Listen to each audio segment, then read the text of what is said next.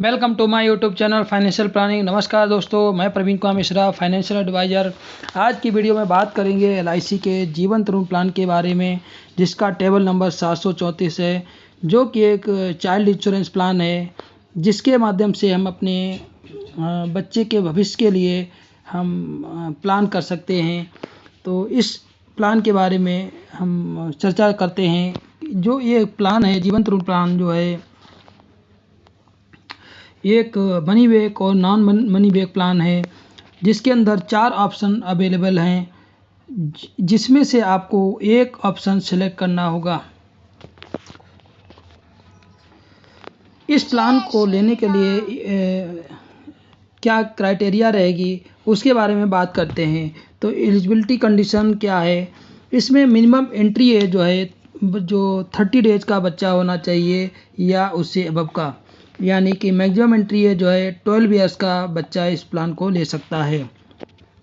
Policy term की बात करते हैं। पॉलिसी टर्म इसमें 25 ईयर्स का रहेगा, जो कि आपका यानी कि बच्चे की एज जब 25 ईयर्स हो जाएगी तो वहाँ पे मैच्योरिटी अमाउंट उसको पे हो जाएगा। अब आपको एग्जाम्पल के माध्यम से समझाने की कोशिश करते हैं कि मान लेते हैं कि आपके बच्चे की एज है 2 साल, तो उसका पॉलिसी टर्म जो है 23 ईयर्स का रहेगा। ठीक इसी प्रकार यदि आपके बच्चे की एज है 5 ईयर्स, तो उसका पॉलिसी टर्म 20 ईयर्स का रहेगा। बात करते हैं प्रीमियम पेइंग टर्म की। प्रीमियम पेइंग टर्म जो है 20 ईयर्स का रहेगा। जैसे आपके बच्चे की एज मान लो 2 साल की है, तो उसका जो प्रीमियम पेइंग टर्म है वो 18 ईयर्स का रहेगा, यानी कि उसमें आपको 18 ईयर्स प्रीमियम पे करना पड़ेगा। ठीक इसी प्रकार यदि आपके बच्चे की एज 5 ईयर्स की है, तो उसका प्रीमियम पेइंग टर्म जो है 15 ईयर्स का रहेगा। बात करते हैं मिनिमम सम एश्योर्ड की। इस प्लान के जो मिनिमम सम एश्योर्ड है वो 2 लाख रुपए का है, जिसमें हम 2 लाख रुपए से हम इस प्लान को ले सकते हैं। मैक्सिमम सम एश्योर्ड की बात करते हैं। मैक्सिमम सम एश्योर्ड इसमें कोई लिमिट नहीं है, नो लिमिट। वो आपकी इनकम के ऊपर डिपेंड करता है कि आपकी इनकम क्या है, उसके अकॉर्डिंग आप मैक्सिमम सम एश्योर्ड ले सकते हैं। मैच्योरिटी एज 25 ईयर्स का रहेगा। इसमें बात करते हैं एसबी की और मैच्योरिटी, यानी कि एसबी जो है, इसके अंदर 4 ऑप्शन अवेलेबल हैं। जो भी आप ऑप्शन ले, जिसमें से आपको एक ऑप्शन सेलेक्ट करना होगा, और आप अपने बच्चे की प्लानिंग के हिसाब से आप ऑप्शन सेलेक्ट कर सकते हैं। जिसमें आपको एग्जाम्पल के माध्यम से हम समझाने की कोशिश करते हैं। अगर ऑप्शन 1 हमने जो है प्लान चूज़ किया है, तो उसमें बच्चे की मान लेते हैं कि आपके बच्चे की एज है 0 साल, जिसमें आपका 20 साल तक प्रीमियम पे करना होगा। 20 साल के बाद में कोई आपको प्रीमियम पे नहीं करना है, बट आपको इसके अंदर कोई मनी बैक या एसबी आपको नहीं मिलेगा। इसमें आपको डायरेक्ट मैच्योरिटी पे, यानी कि 25 ईयर्स पे मैच्योरिटी अमाउंट पे हो जाएगा। जिसमें हमें आपका जो है सम एश्योर्ड 10 लाख का लिया है, तो 10 लाख का sum assured guaranteed plus bonus plus final bonus, और प्लस आपका जो है इसमें टोटल जो मैच्योरिटी अमाउंट है वो आपको लमसम अप्रोक्सीमेट जो अमाउंट है 25,75,000 रुपये मिलेगा। और इसके अंदर जो बोनस है 45 रुपये पर 1000 के हिसाब से, जो लास्ट ईयर एलआईसी ने डिक्लेयर किया है, वो बोनस है। आप बात करते हैं ईयरली प्रीमियम की। 42,975 रुपये का ईयरली प्रीमियम है। हाफ ईयरली प्रीमियम 21,736, और क्वार्टरली प्रीमियम है इसका 11,000, जिसका इसका क्वार्टरली प्रीमियम है 10,992 रुपये, और मंथली प्रीमियम 3,664 रुपये है। अब आपको एग्जाम्पल मतलब आपको ऑप्शन 2 के माध्यम से हम समझाने की कोशिश करते हैं कि इस ऑप्शन 2 में हमें क्या बेनिफिट मिलता है अगर हम ऑप्शन 2 प्लान लेते हैं। इस प्लान के अंदर जो अगर यदि हमारे बच्चे की एज जो है 0 साल की है, तो इसमें हमें प्रीमियम 20 साल तक पे करना है, और इसके बाद में 20 साल की एज से, यानी कि 20, 21, 22, 23, 24, यानी लगातार आपका सम एश्योर्ड का 5%, यानी कि 50,000 रुपये पर एवरी ईयर लगातार 5 साल तक, यानी कि 24 साल की एज तक बच्चे को मिलते रहेंगे। उसके बाद में 25 ईयर्स पे सम एश्योर्ड का 75%, यानी कि सम एश्योर्ड 7.5 लाख रुपये, प्लस आपका बोनस 11,25,000 रुपये, और फाइनल बोनस जो है 4,50,000 रुपये। आपका बोनस जो है 45,000 रुपये पर 1000, लास्ट ईयर बोनस जो एलआईसी ने डिक्लेयर किया है उसके अकॉर्डिंग ही है। और बात करते हैं इसके अंदर आपका जो ईयरली प्रीमियम रहेगा 43,989 रुपये, हाफ ईयरली प्रीमियम रहेगा जो इसका 22,248 रुपये, मंथली प्रीमियम 3,750 रुपये, और जो इसका क्वार्टरली प्रीमियम रहेगा वो आपका रहेगा 11,250 रुपये। इसके अंदर जो है हमने सम एश्योर्ड जो लिया है वो 10 लाख का ही सेम सम एश्योर्ड पे ही मतलब ले रखा है। तो इसमें टोटल अप्रोक्सीमेट जो मेच्योरिटी अमाउंट है वो 23,25,000 रुपये रहेगा, मेच्योरिटी पे मिलेगा टैक्स फ्री। ठीक इसी प्रकार हम ऑप्शन 3 की बात करते हैं। ऑप्शन 3 में हमें अगर हम ये प्लान लेते हैं ऑप्शन 3, तो हमारे बच्चे के उसके बेनिफिट क्या मिलेंगे। तो वहाँ पे क्या है, ऑप्शन 3 में सपोज मान लेते हैं कि चाइल्ड की एज जो है 0 साल, यदि हमारे बच्चे की एज 0 साल की है और उसको भी प्रीमियम 20 साल तक ही पे करना है, और 20 साल के बाद में जो हमारा मनी बैक जो है, यानी कि 20 साल के बाद जो प्रीमियम है यानी कि 25 साल तक कोई प्रीमियम नहीं पे करना है, वहाँ से जो हमारा मनी बैक है सम एश्योर्ड का 10% हमें जो है मनी बैक के रूप में मिलेगा 20 साल की एज पे, 21 साल की एज पे, 22 साल की एज पे और 23 साल 24 साल की एज पे। यानी कि आपका 1 लाख रुपये हर 20 साल की एज पे 20, 21, 22, 23, 24 ये पैसा मनी बैक के रूप में या एसबी के रूप में मिलता रहेगा। और मेच्योरिटी पे जो अमाउंट सम एश्योर्ड जो मिलेगा, सम एश्योर्ड का 50% यानी कि 5 लाख रुपये, बोनस आपका 11,25,000 रुपये और फाइनल एडिशनल बोनस जो है 4,50,000 रुपये। तो टोटल अप्रोक्सीमेट जो मेच्योरिटी अमाउंट है वो आपका मिलेगा इसके अंदर 20,75,000 रुपये। बात करते हैं ईयरली प्रीमियम की 45,052 रुपये, हाफ ईयरली प्रीमियम 22,785 रुपये, क्वार्टरली प्रीमियम 11,522 रुपये और मंथली प्रीमियम 3,841 रुपये ये हमें पे करना होगा। इसमें भी sum assured same sum assured पे ही आपका जो है मैंने ये दिखाया है कि अगर हम 10 लाख का सम एश्योर्ड लेते हैं तो हमें इतना बेनिफिट मिलेगा। अब ऑप्शन 4 में हम आपको इसके बेनिफिट बताने की कोशिश करता हूं कि ऑप्शन 4 में क्या बेनिफिट मिलेंगे।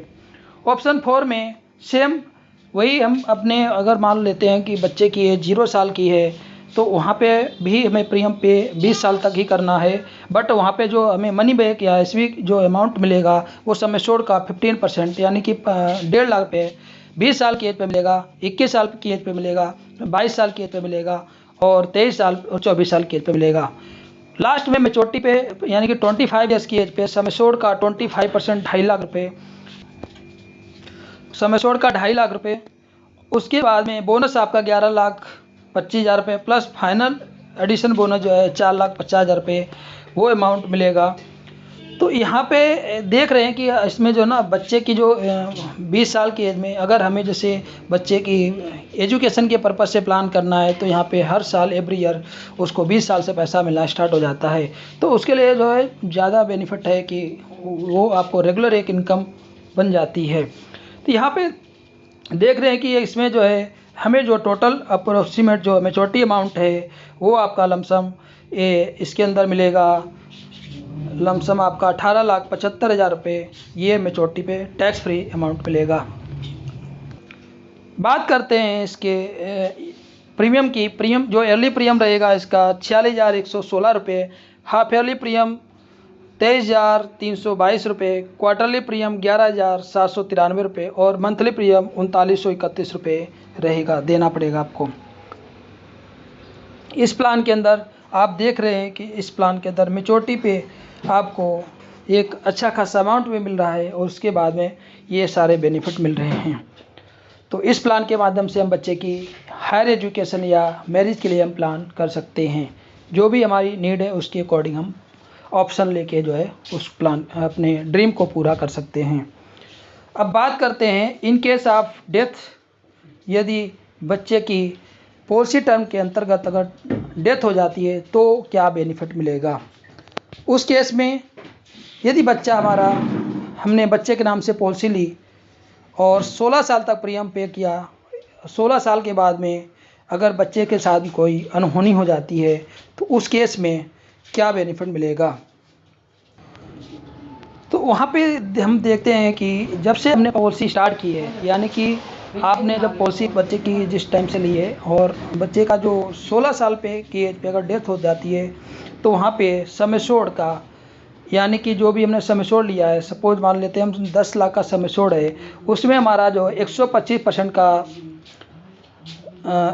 125% सम एश्योर्ड का या 7 times annualised premium whichever जी हायर, यानी कि जो भी हायर होगा वो अमाउंट हमें डेथ बेनिफिट के रूप में मिलता है। तो उसका सम एश्योर्ड का आपका टोटल जो बेनिफिट हो गया 12.5 लाख रुपये, और 16 साल का जो बोनस है 39 रुपये पर 1000 के हिसाब से 6,24,000 रुपये प्लस आपका फाइनल एडिशनल बोनस।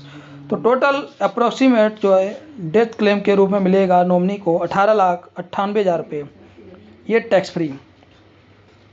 तो यहाँ पे देख रहे हैं कि इस प्लान के अंदर जो है जो बेनिफिट है ये डेथ के रूप में जो है मिलता है।